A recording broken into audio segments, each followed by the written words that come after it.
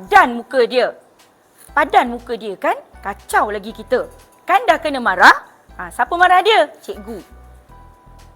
Baiklah, murid-murid sekalian. Pada hari ini, cikgu ingin kongsikan satu teknik yang menarik, iaitu teknik padanan. Nama serupa, tetapi pelaksanaannya berbeza. Jika tadi padan muka tu maksudnya ialah untuk simpulan bahasa. Tetapi hari ini kita nak aplikasikan nama teknik padanan itu dalam satu soalan yang kerap dikemukakan dalam petikan umum ataupun petikan sastra, iaitu maksud rangkai kata. Baiklah murid-murid sekalian, apa sebenarnya yang akan dikemukakan dalam soalan maksud rangkai kata? Langkah pertama ialah kita perlu membaca petikan yang dikemukakan.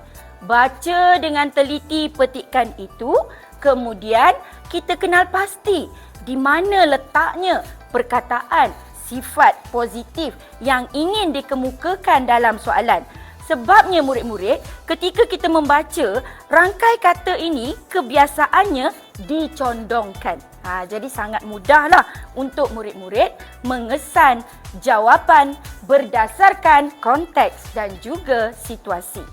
Baiklah murid-murid sekalian, mari kita lihat petikan bahan kedua.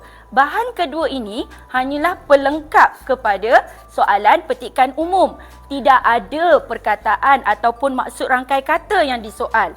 Hanya perlu bacaan sahaja. Kita teruskan dengan yang berikutnya.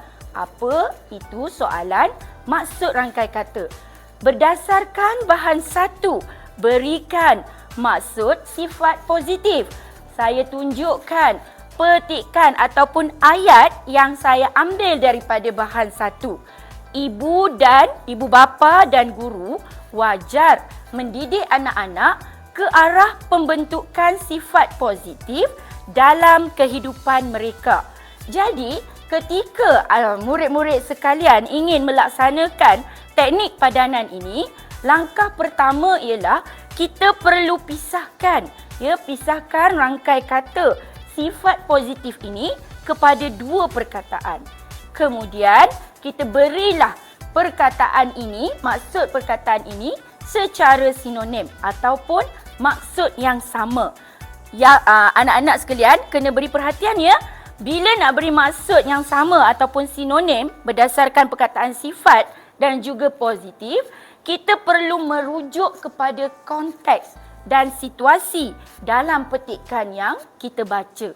Saya contohkan di sini perkataan sifat kita boleh sinonimkan dengan perkataan tabiat, perlakuan dan juga perangai.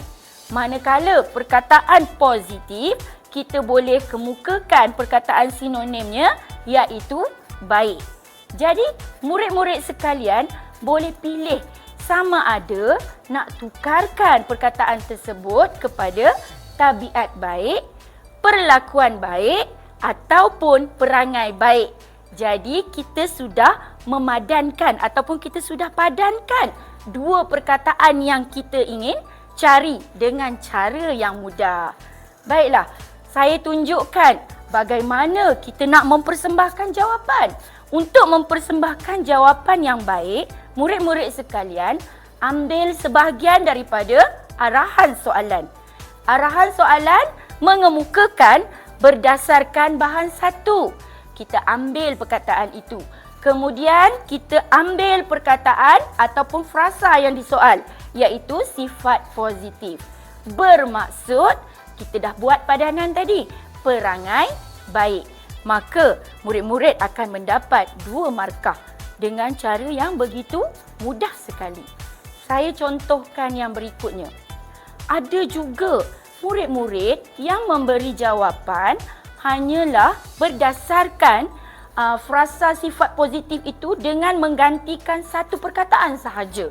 Yang mana mereka mengekalkan perkataan sifat, tetapi positif itu ditukar menjadi baik. Maka jawapan yang dikemukakan berdasarkan bahan satu. Sifat positif bermaksud sifat baik. Hanya 1 markah sahaja yang murid-murid akan dapat. Jadi, seboleh-bolehnya laksanakan teknik padanan yang Cikgu Has kemukakan tadi. Baik, kita lihat pula contoh yang kedua. Contoh yang kedua ni, murid tukar perkataan pertama. Ya, perkataan kedua dikekalkan. Ini sama situasinya dengan jawapan yang Cikgu Has kemukakan tadi, iaitu perangai positif. Maka murid akan dapat 1 markah. Perkara ni nampak remeh, tetapi perlu diberi perhatian kerana 2 markah ni besar besar jumlahnya. Baik, seterusnya kita lihat pula contoh yang lain. Murid dah menjawab dalam ayat yang gramatis. Tetapi mereka memberi maksud yang tidak berkaitan dengan konteks ataupun situasi. Contoh yang Cikgu Has kemukakan di sini berdasarkan bahan satu. Sifat positif bermaksud watak positif. Tidak ada perkaitan langsung sebab perangai, sifat, kelakuan tak sama dengan maksud perkataan watak. Jadi, murid-murid sekalian, itu sahajalah perkongsian Cikgu Has untuk kali ini. Apa lagi seterusnya? Nantikan.